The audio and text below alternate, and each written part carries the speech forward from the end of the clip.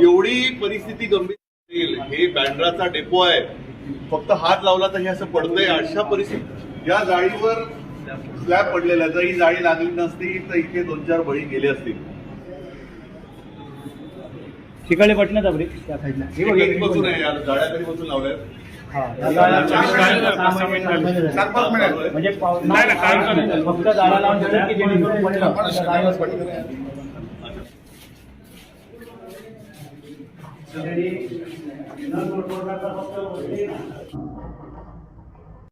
डेपोला आलेला आणि ही क्रूरता आहे, ही बेस्टच्या कर्मचाऱ्यांवर ही क्रूरता आहे. विश्रामगृहाच्या नावाखाली हे जे बाकडे काही जे ठेवलेलं आहे त्यांची जर अवस्था बघितलं तर प्रशासन अशा पद्धतीने बेस्टच्या कर्मचाऱ्यांना जनावरांसारखी वागणूक देत आहेत, त्यांची पिळवणूक करत आहेत, हे समोर येत आहे. बेस्ट कमिटी सदस्य म्हणून मी या सगळ्यांचा जाहीर निषेध करतोय. अशी जर अवस्था जर आपली बेस्टची राहिली तर हे मोठं षडयंत्र वाटतंय. ती जाणून बुजून ह्या इथे जाळ्या लावलेल्या आहेत, पण तिथे काही पडू नये, स्लॅब पडू नये म्हणून इथे प्रिकॉशनरी मेजरमेंट म्हणून फक्त जाळ्या लावल्या. ते पण कधी ज्यावेळी त्याच्यावर कोणाला तरी स्लॅब पडला आणि एक कर्मचारी जखमी झाला.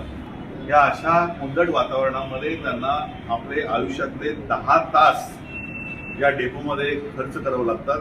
त्याच्या बदल्यामध्ये त्यांना काय मिळतं हा फार मोठा विषय. त्याच्यावर मी प्रशासन, बेस्ट महाव्यवस्थापक सगळ्यांचा जाहीर निषेध करतो की जर तुम्ही या सुविधा देत शकत नसाल तर मग मात्र याच्यावर एक फार मोठं आंदोलन, तीव्र आंदोलन करावं लागेल. आणि जोपर्यंत त्यांना त्या सुविधा आपण देऊ शकत नाही मग तोपर्यंत या सगळ्यांचा विचार करावा लागेल.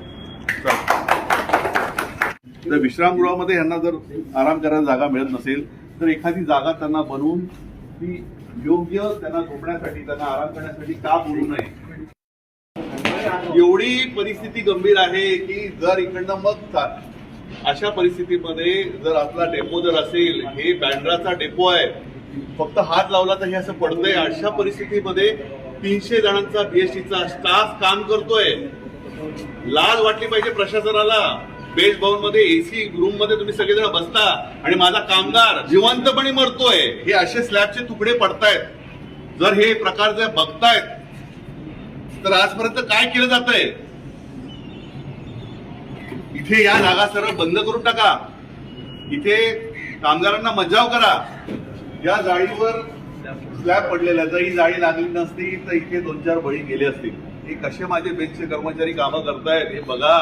मुंबईकरांनी हे बघायला पाहिजे की जी तुम्हाला बसची सेवा देतोय अविरतपणे, ते कशा हालमध्ये इथे तुम्हाला सेवा देत आहेत आणि त्यांची काय हाल आहेत बघा. म्हणजे आपलं सरकार किती प्रयत्नशील आहे. आपल्या सरकारला डेपो बनवण्यामध्ये कसलं स्वारस्य नाही आहे.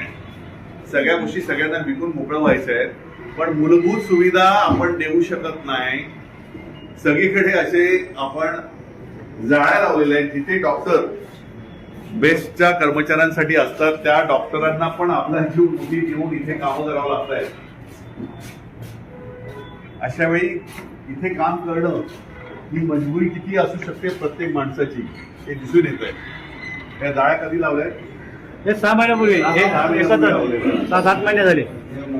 ते जिन्यावरचं स्लॅब दाखवलं ना त्याच वेळेला मग त्यांनी हे हातात घेतलं जाळ्या लावण्याचं. चला, तुमचं सगळ्यांचं अभिनंदन. अशा स्थितीमध्ये पण तुम्ही कामं करताय.